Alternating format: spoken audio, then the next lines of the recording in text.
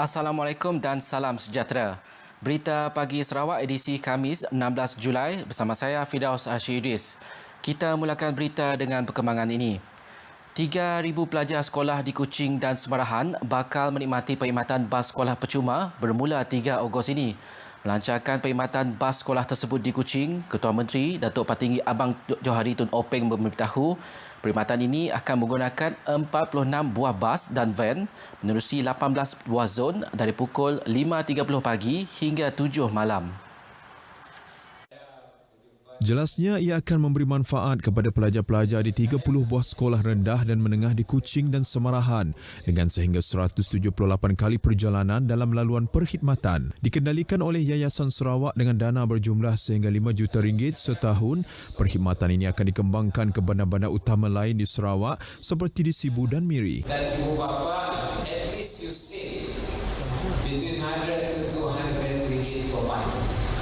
Dapat belajar kopi, belajar beli apa-apa di rumah, antara you are saving. Bayar elektrik, at least you dapat bayar elektrik. Elektrik pun saya dah turunkan harga elektrik tadi.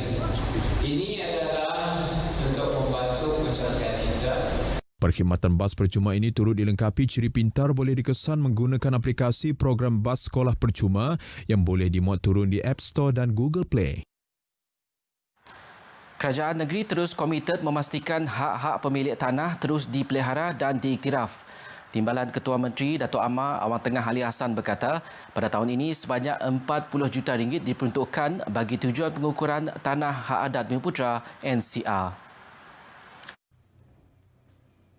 Datuk Amar Awang Tengah menjelaskan pengukuran tanah tahun ini ditumpukan pada pengukuran lot-lot individu bagi kawasan-kawasan yang telah diwartakan di bawah Seksyen 6 Kanun Tanah Negeri KTN. Beliau yang juga Menteri Pembangunan Bandar dan Sumber Asli 2 mendedahkan sebanyak 34,091 lot tanah individu berjaya diukur yang melibatkan kawasan seluas 42,265 hektar di bawah Seksyen 18 KTN. Datuk Amar Awang Tengah berkata demikian pada majlis penyerahan warta Seksyen 6 dan surat hak milik tanah Seksyen 18 KTN di bahagian Serian. Pada majlis tersebut, beliau menyerahkan 42 warta rizab komunal Bumiputera Pertanian di bawah Seksyen 6 KTN yang melibatkan 40 buah kampung di daerah Serian dan Tebedu. Selain itu, beliau turut menyerahkan 202 surat hak milik tanah di bawah Seksyen 18 KTN kepada 160 pemilik tanah NCR di kampung Petak Siburan.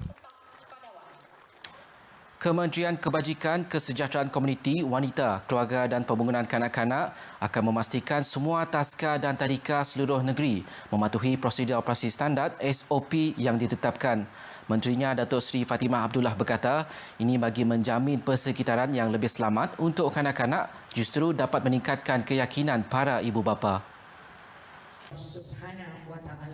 Menurut Datuk Seri Fatimah, sejak dibenarkan beroperasi bermula 1 Julai lalu, hasil pemantauan mendapati operator taska dan tadika mematuhi SOP pada tahap yang tinggi. Jelas beliau, sekiranya terdapat risiko penularan COVID-19 melibatkan sesebuah taska atau tadika, maka premis tersebut akan ditutup serta-merta sebelum diambil alih oleh JPBN Sarawak dan Jabatan Kesihatan Malaysia bagi tujuan pengesanan kontak, saringan dan pensanitasian. Beliau juga memberitahu ibu bapa mempunyai hak untuk memilih tidak menghantar anak-anak mereka ke taska atau tadika sekiranya mereka masih ragu-ragu. Itu pilihan ibu bapa. Tetapi saya hendak beritahu bahawa ada ibu bapa yang memerlukan khidmat sokongan di mana mereka kedua-duanya bekerja dan mereka perlu kepada taska iaitu untuk menempatkan anak-anak mereka dalam keadaan yang selamat. Dan kita juga telah memastikan bahawa standard operating procedure untuk memastikan bahawa anak-anak kita ini selamat. Beliau berkata demikian selepas menyempurnakan Majlis Penangguhan Program Pelesenan Perniagaan Usahawan Wanita Sarawak, Anjuran Jabatan Wanita dan Keluarga Sarawak di Wisma Wanita, Petrajaya semalam. Seramai 98 orang usahawan wanita dari sekitar Kuching terlibat dalam program 2 hari tersebut bertujuan memberi pendedahan serta kemudahan kepada para peserta untuk mendaftar serta mendapatkan lesen bagi perniagaan mereka. Teruja namun tetap berhati-hati. Itu reaksi kebanyakan pelajar tingkatan 1 hingga 4 SMK Sebauh apabila kembali ke sekolah semalam. Seawal pukul 6 pagi, para pelajar harian sudah berada di luar sekolah bersedia untuk menjalani pemeriksaan suhu badan sebelum dibenarkan masuk ke kawasan sekolah. Sepanjang PKP ini saya buat kerja rumah yang cikgu telah hantarkan dalam grup WhatsApp.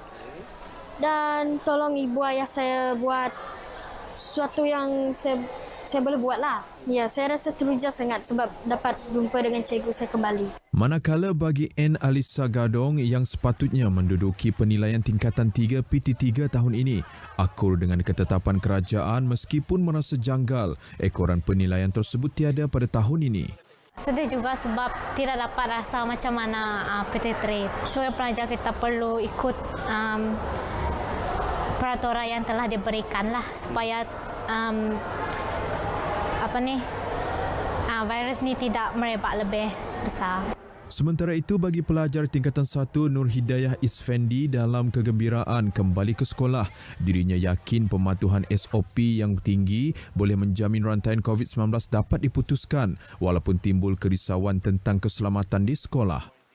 Benda yang baguslah untuk kita kan mau putuskan rantaian tu, bukannya sikit je maksudnya dah habis. Jadi, orang suruh kita pakai sebenarnya untuk keselamatan kita juga, kesihatan kita juga, keluarga kita juga. Kita beli rumah, kena orang lagi. Ayo orang suruh pakai. So ibu degil. Dalam usaha memastikan keselamatan pelajar terus terjamin, pihak sekolah termasuk guru bertugas dan kaki tangan keselamatan SMK Sebauh akan memastikan pematuhan peringkat awal iaitu kawalan di pintu masuk dengan memeriksa suhu pelajar adalah wajib dilakukan. Hadir membuat pemantauan di sekolah terbabit ialah Ketua Masyarakat Kawasan Sebauh Pemancar Limin Anai yang mewakili Menteri Utilitis Sarawak Datuk Seri Dr. Stephen Rundi Utom bersama pegawai-pegawai dari Pejabat Pendidikan Daerah Tatau Sebauh. SMK Sebauh mempunyai 819 pelajar tingkatan 1 hingga tingkatan 5 dan semalam mencatatkan jumlah kehadiran 72.70%. Di Sibu, usaha syarikat swasta dalam membantu kerajaan memerangi COVID-19 amat dihargai. Presiden bahagian Sibu, Charles Xiao berkata, ini dapat dilihat menerusi sumbangan berupa pensanitasi tangan oleh beberapa syarikat sempena pembukaan sesi persekolahan semalam. Charles Xiao berkata demikian ketika sesi penyerahan sumbangan itu oleh Sonic Hardware Senyam Berhad dan Guangdong Tiansan Teknologi di Pejabat Residen Sibu. Keseluruhan sumbangan bernilai RM200,000 yang akan diagihkan kepada lebih 40 buah sekolah di Sarawak. It's good that we have this company who is giving us a sanitizer and the clean materials so that we can actually clean up the schools so that we have a sense of security for the teachers, for the students to have a more safe environment. Beliau berharap sumbangan ini dapat meningkatkan tahap keyakinan ibu bapa dan pelajar terhadap keselamatan dan kebersihan ketika berada di sekolah. Dalam pada itu, Pejabat Pendidikan Daerah PPD Bintulu mengalu-alukan sumbangan syarikat swasta dalam usaha membantu sekolah di kawasan itu menerusi tanggungjawab sosial korporat CSR. Ketua Pegawai Pendidikan Daerah Bintulu, Radin Fauji Radin Abdul Rahim memberi contoh CSR seperti pembinaan kelas dan sumbangan peralatan kegunaan pelajar akan membolehkan warga sekolah menikmati suasana pembelajaran yang lebih selesa. Keputusannya agak amat merangsangkan dan dengan ada projek ini saya yakin sekolah SK Ulu Segan akan bertambah perkasa, begitu juga sekolah-sekolah lain di Bintulu. Semoga usaha CSR ini akan dapat diperluaskan untuk sekolah-sekolah lain juga. Terima kasih. Beliau berkata demikian semasa majlis penyerahan bilik kelas naik taraf SK Ulu Segan oleh syarikat Transsystem Continental Sdn Berhad di sekolah terbabit. Sementara itu, pengurus projek B VJ Kumar Reddy menjelaskan pihak mereka telah membuat pemantauan di lebih 10 buah sekolah sebelum ini. Namun CSR syarikat yang menjalankan kontrak Sarawak Energy Berhad itu memilih SK Ulu Segan dengan peruntukan berjumlah RM120,000 bagi menaik taraf bilik kelas dengan kelengkapan diperlukan. Ia termasuk menyediakan tempat penyediaan pakaian untuk kegunaan pelajar asrama dan membaiki sistem perparitan di sekolah terbabit.